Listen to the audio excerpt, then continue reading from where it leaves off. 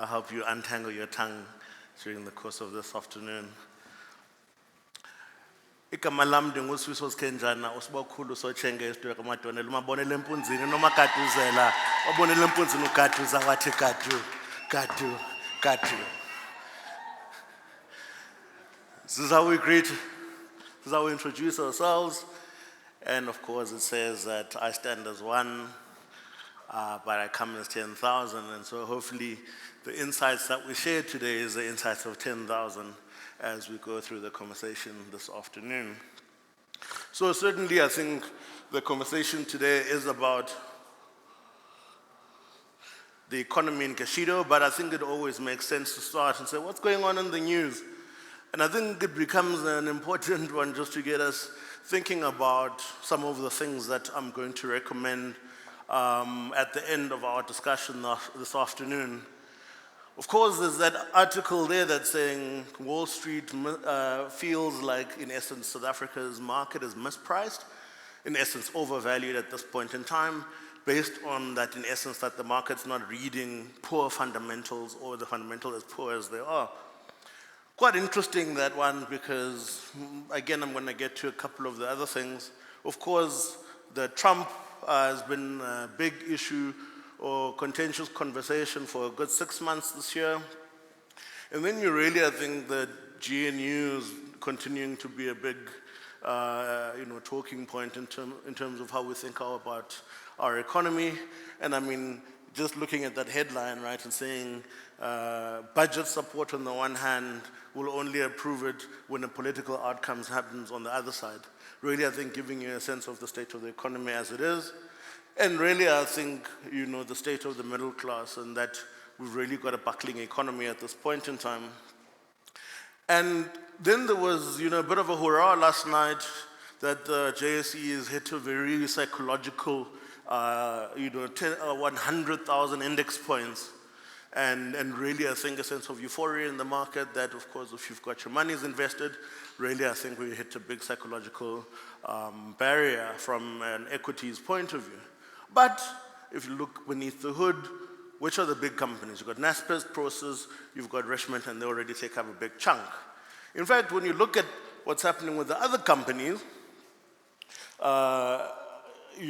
besides the gold tickers, all your resource stocks are down somewhere between 15% and about 38%. That tells you the sense of the market in terms of where people are buying, where people are not buying. And so we've got this kind of dualism that is taking place. We've got this false sense of euphoria of a growing market, yet the things that tell you about what moves the actual market is actually telling you that there's a bit of a regression taking place there. And I think that's probably going to be the thematic as we go through, really understanding the two dichotomies and really trying to figure ourselves and says, as business leaders, how do we then find a framework in this kind of thinking to help us also problem solve at an enterprise level?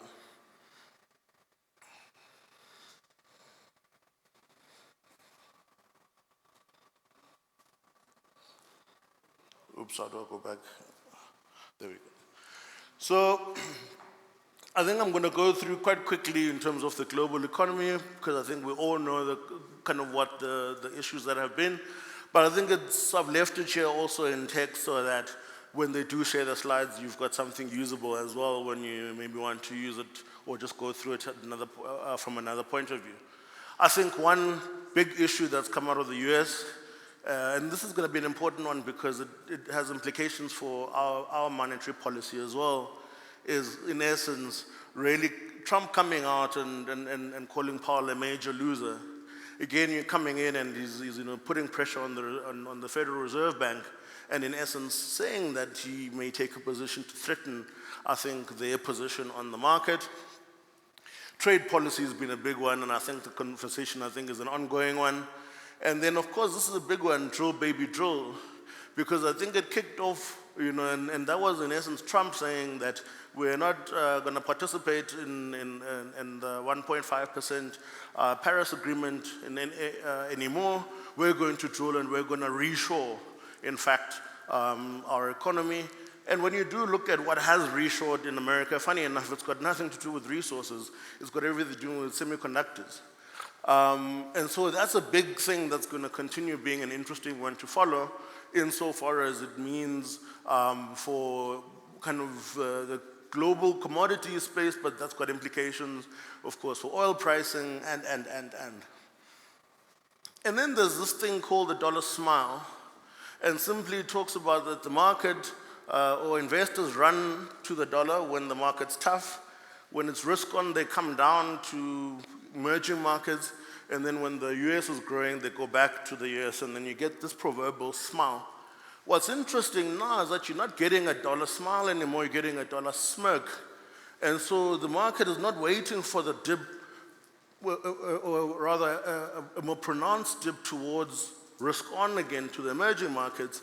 That's the first one.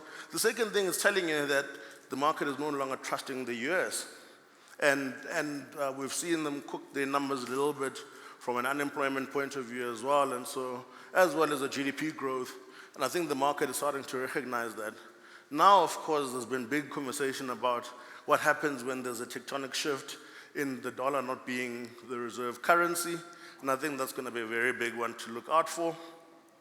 And of course, gold hit 26 new highs between January this year and this year. And it's really telling you, of course, that gold is usually the safe haven where people tend to run to.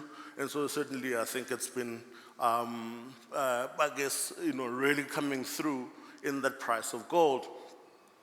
And then really I think the issue of war and supply chain, we saw exactly what happened when Iran and Israel were having what was happening. And then, there's a strait closed, and all of a sudden you've got to reroute your ships. Those are the kind of things that we're going to continue to expect to see, I think, in the global market as this geopolitical context continues to play itself out. And so I think I just wanted to really kind of skirt past some of the big developments that have happened in this first 6 months.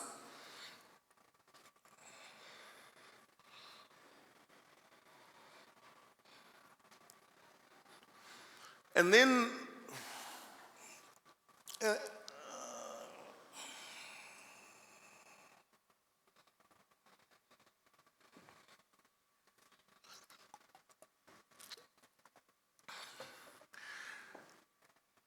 I'm going to come back to this conversation about the GNU in another slide, but I do want to introduce it here.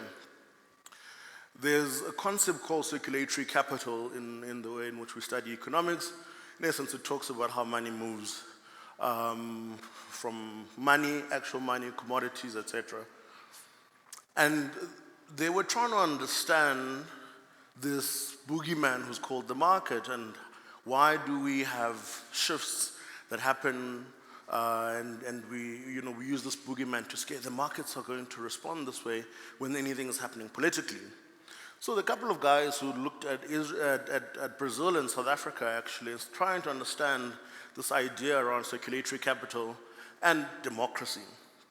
And what they found, which was very, very interesting, is that this boogeyman, in essence, which plays itself out in how money moves, circulatory capital, doesn't like democracy in its entirety. It likes democracy only when it talks about neoliberal, market-facing version of democracy, not the economic justice component of democracy.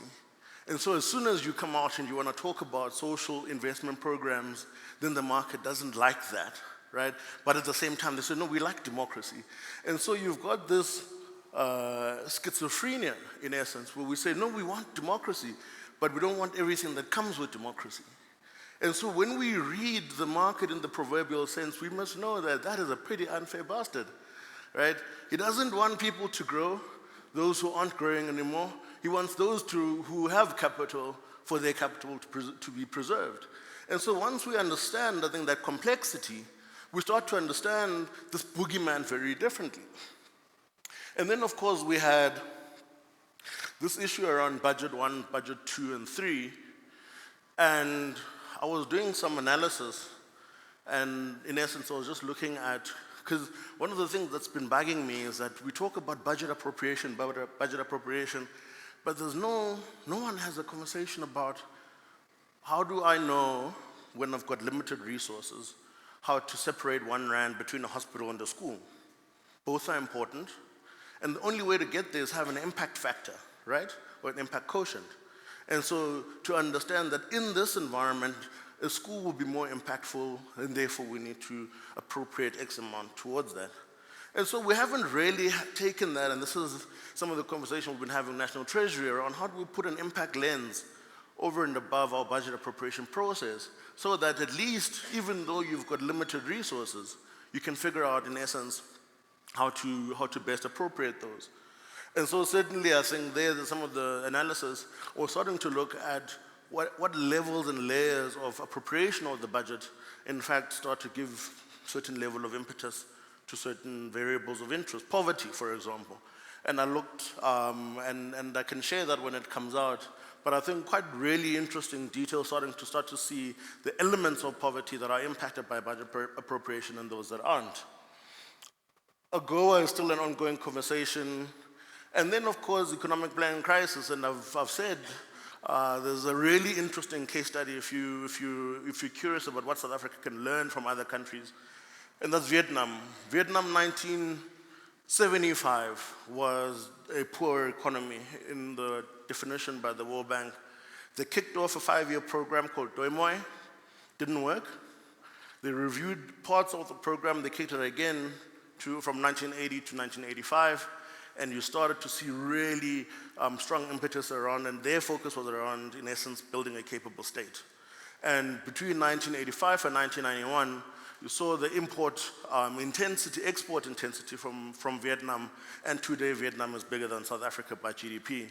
And so really, I think there's really interesting case studies for us to look at around capacity building. And then this is an interesting one around the corporate budget squeeze, right? And it's also an issue that is a South African issue, but very related to this conference here. We, as a country, at a sectoral level, have the highest Herfindahl indices across most of the sectors. What that means is that most of our sectors are oligopolistic, and by design, what that means is that most of our sectors don't innovate. And so if you look at some of the big sectors, you'll see 3, 4, 5 big players, and that's about it. And therefore, our innovation quotient has been going down over the years, because as long as you control the market, you don't have pressure to innovate. And I think that's one of the challenges that we're going to need to really think about and say, we can't have 1 trillion in cash balances as corporates and then also externalize the need to innovate, as well as then to create new products and solutions. And so I think this is the one thing I'm hoping that does keep you up at night today, is realizing that you as corporates, you as also part of the oligopolies, are actually not innovating nearly as enough as you should. Even at a government level, there's a word called gross expenditure on research and development, GERD. The global average is about 1.6. We're at about 0.45 as a country. And so again, it just shows you that you're going to increasingly get left behind. And so I think that's a massive, massive issue. And insofar as we think about innovation as a core enabler, I think, for enterprise growth. And then the issue of economic dualism and unemployment, I think, before we run out of time, I'll get to. So I thought, let me provoke a little bit of the things that were spoken about, from the earlier speakers that we had yesterday and today, and really start to think about how do we think, use economic thinking in a different way in which we conceptualize the issues that we've got today. And maybe let me start, I think, with chaos theory. Chaos theory, in essence, is what we often talk about as the butterfly effect. And so it really is around really systems thinking. Understanding what parts of your system, once you move, can create reverberating effects in terms of the benefits that you get.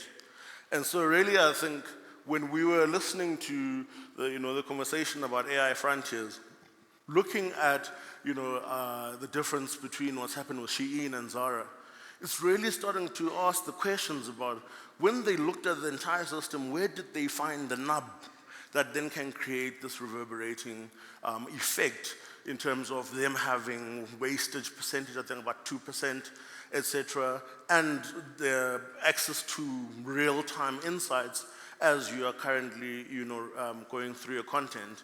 And so I think that's the question that I also want us to think about. So in the context of our enterprise, we can't innovate everywhere in the enterprise. And so what systems view do we need to have that will excite us in believing that if we shift this button, this is the chaos theory effect that we will have. And there's also, I think, one of the issues, and this is why I left the unemployment conversation out. There's a theory there around the tunnel theory. I'm trying to remember. It came out 1965. And in essence, what they talk about is that when you are in a tunnel and you've got traffic, as long as the lane next to you is moving, you don't feel the need to create overall chaos because you think yours is going to move anytime now, right? And so in essence, he is saying that that's kind of the system that keeps inequality alive in any order, social order. Because as long as you think your chance is coming, you don't need to burn up the whole house. And so when we think about our enterprises, and in essence this proverbial tunnel, what are we doing that is keeping the social order on a very problematic social order, right? And so we heard the call from Harambe around employment and skills development. When we look at our employment reports coming from Department of Labor, corporate right now is still spending the largest training budget on white males, right? And then they'll still spend a little bit just so that you feel like your tunnel is moving, although there is a disproportionate expenditure context in that particular organization. And so when we're thinking about really creating a shift and understanding how do we crowd in the young people, I think we really need to think differently about the tunnel effect. We need to thinking about building additional lanes so that the traffic actually moves for everyone, right? And so really I think I want us to really challenge our thinking here as we think about our enterprises and the things that we let remain pervasive, or as long as there's order in the context of the organization. And then this conversation about unlearn, relearn, and I said, maybe let's swap that around, right? And this is about, in essence, historical materialism. And I say let's swap that around because it helps us sometimes, going back and studying the history, helps us understand the things that worked and didn't work so that we don't try to use the same order thinking to try to create the shift. I think that was one of the quotes as well that was quoted. And I'll give you an example.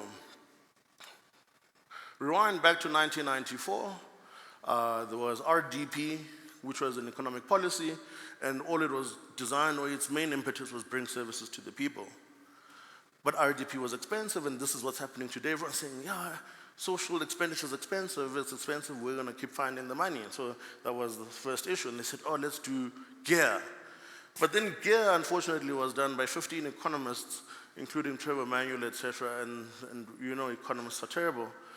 And then they said, no, markets first, right? And so, and labor second, and all of those things. And so they said, no, move away from everything is problematic with labor, etc., etc. And they started creating disunity in a labor context. All of those developments leading up to what lived in between that was the GNU is almost a copy and paste, right? And so if we haven't understood the complexities of that market, we're not going to solve for this market. And so historical materialism, I think, was termed by Karl Marx, but really understanding how to use historical context to give us impetus for the value we ought to create in the space today. And then the last one I want to get through is this Marshallian district theory. Again, I think it was first popularized in Italy in 1967. But again, it's really around when you build around districts, you might get better impetus than trying to centralize the build agenda. And so conversation have come and gone around, for example, there were some questions around shared services. Do you decentralize or your shared services, or do you have a big center for your shared services? Innovation, do you decentralize innovation, or do you, again, have it as an EXCO line item every time EXCO meets weekly? And I think there's value in thinking about the Marshallian district theory in how the districts, and so create districts within enterprise thinking, how the district is actually more capacitated to actually solve something that then either can get reinvested, re-energized into the business, or then lives as a separate business. And so it's really around the thinking around how do we move and how do we disrupt ourselves. And I think the thinking around the Marshallian district theory, I think can really support our thinking in how we're thinking about enterprise disruptions while the enterprise continues to move.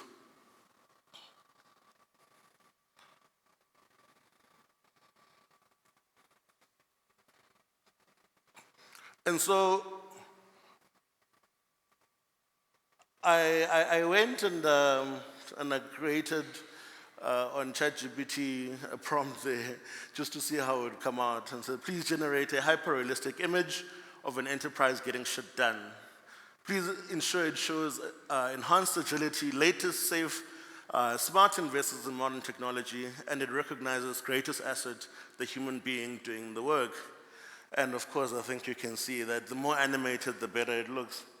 And so really, I think where I want to go in closing out some of the arguments is around reading beneath the bonnet.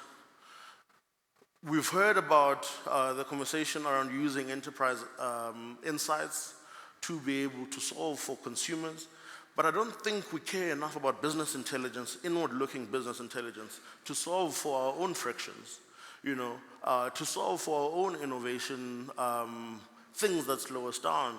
And so for me, what are the leading indicators in your enterprise? What are the economic points that you're not studying that are slowing down your innovation? So how do we build, in fact, a business intelligence center that starts to future-proof us having frictions in the way in which we innovate, build new businesses, as grow? And so I think that's going to be quite important. And then I say read your history. There's again, 2003, Thabo Mbeki was addressing, former President Thabo Mbeki, protocols observed, was addressing National Assembly. And he had this epiphany about this economic dualism in essence. In essence, he said, we are in this two-state economy. We've got the first economy and we've got the second economy. And we're in a two-story house that doesn't have a stairway that leads to the bottom.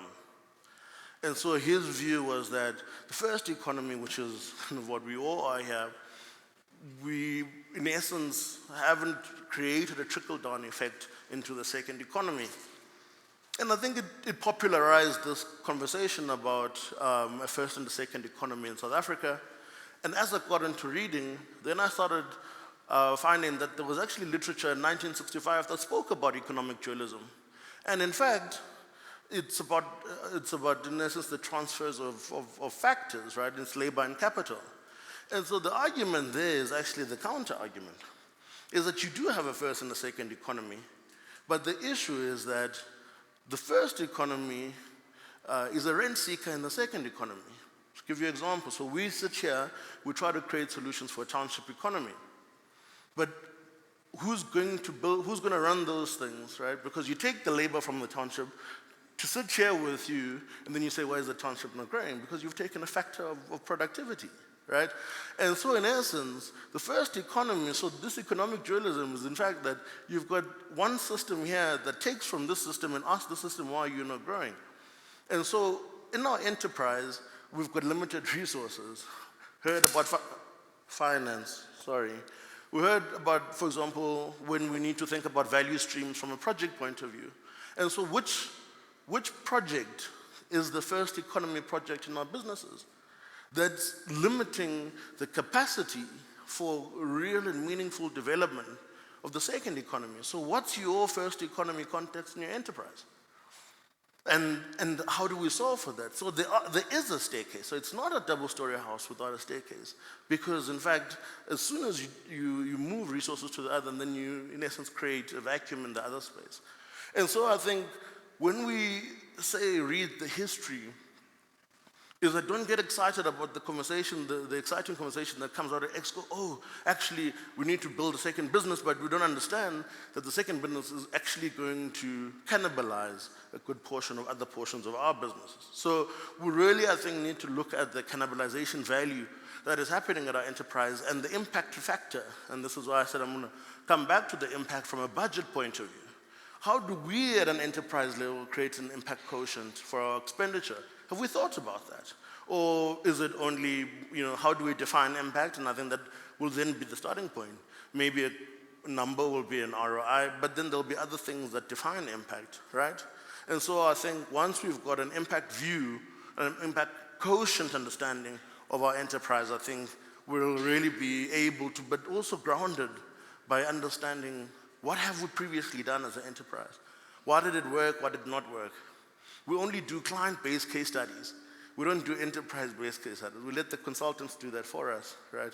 And so maybe let's go back and do a little bit of history and understand why things worked and didn't work, and also what can inspire us to really effectively reinvest in a meaningful, sustainable way and invest for purpose and for impact.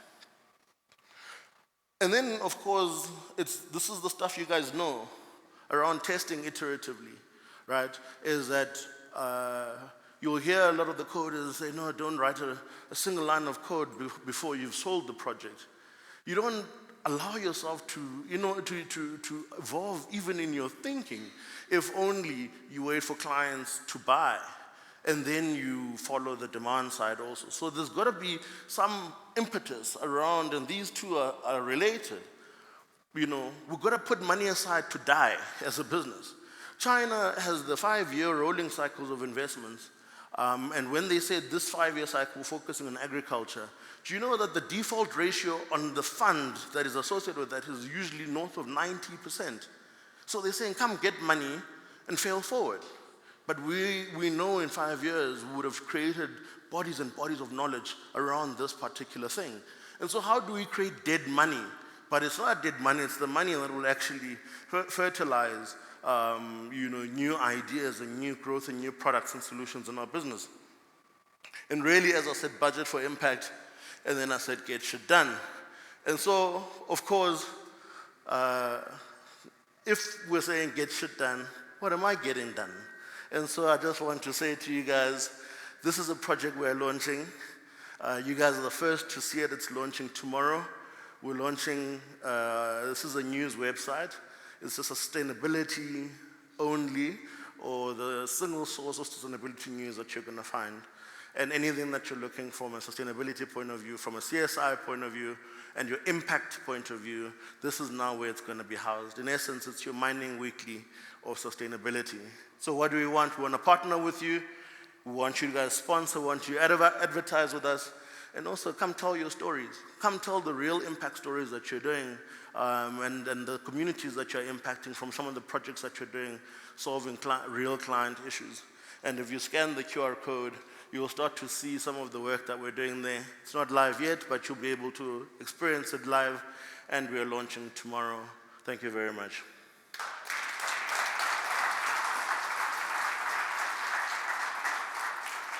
Thank you so much, Sifiso.